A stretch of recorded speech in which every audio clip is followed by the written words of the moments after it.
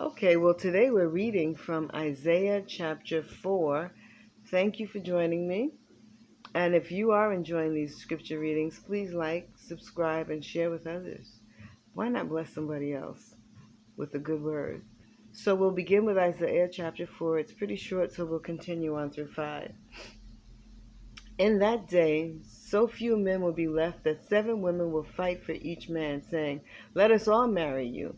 We will provide our own food and clothing. Only let us take your name so we won't be mocked as old maids." A promise of restoration. But in that day, the branch of the Lord will be beautiful and glorious. The fruit of the land will be the pride and glory of all who survive in Israel. All who remain in Zion will be a holy people. Those who survive the destruction of Jerusalem and, and are recorded among the living. The Lord will wash the filth from beautiful Zion and cleanse Jerusalem of its bloodstains with the hot breath of fiery judgment. Then the Lord will provide shade from Mount Zion and all who assemble there. He will provide a canopy of cloud during the day and smoke and flaming fire at night, covering the glorious land.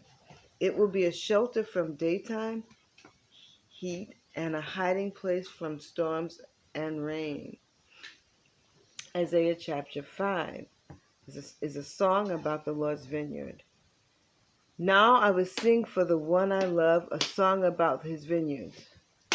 My beloved had a vineyard on a rich and fertile hill. He plowed the land, cleared its stones, and planted it with the best vines. In the middle he built a watchtower and carved a winepress in the nearby rocks. Then he waited for a harvest of sweet grapes, but the grapes that grew were bitter.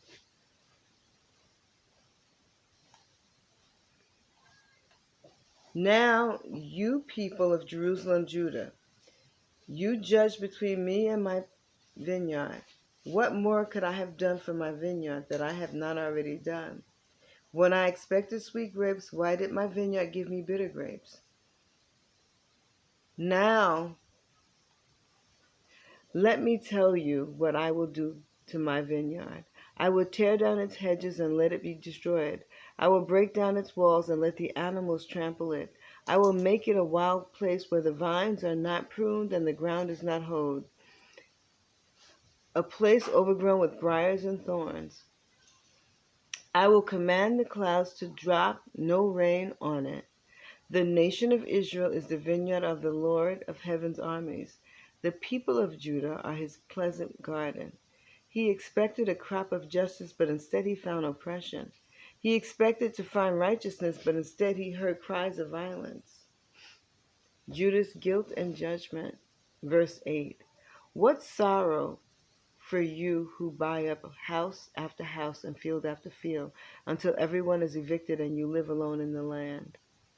But I have heard the Lord of heaven's armies swear a solemn oath. Many houses will stand deserted, even beautiful mansions will be empty.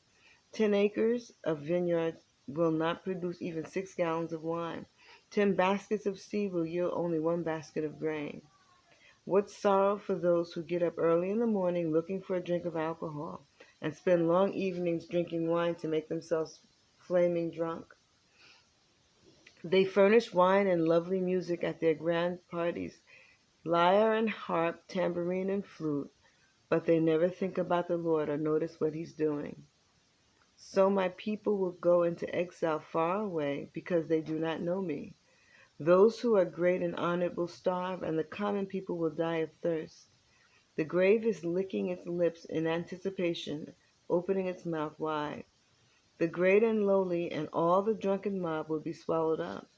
Humanity will be destroyed and people brought down. Even the arrogant will lower their eyes in humiliation. But the Lord of heaven's armies will be exalted by his justice. The holiness of God will be displayed by his righteousness. In that day, lambs will find good pastures, and fattened sheep and young goats will feed among the ruins. What sorrow for those who drag their sins behind them with ropes made of lies, who drag wickedness behind them like a cart. They even mock God and say, "Hurry up and do something.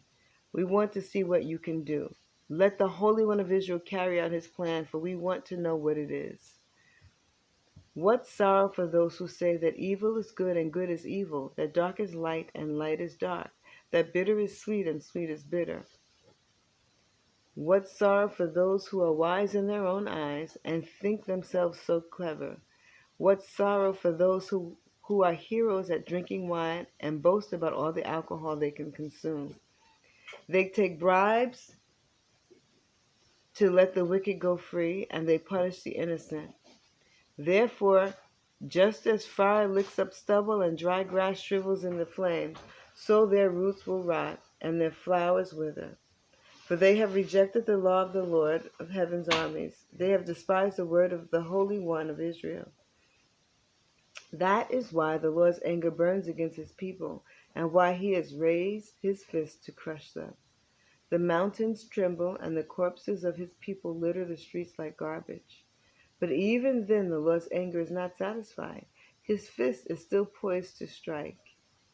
He will send a signal to distant nations far away and whistle to those at the ends of the earth. They will come racing toward Jerusalem. They will not get tired or stumble. They will not stop for rest or sleep.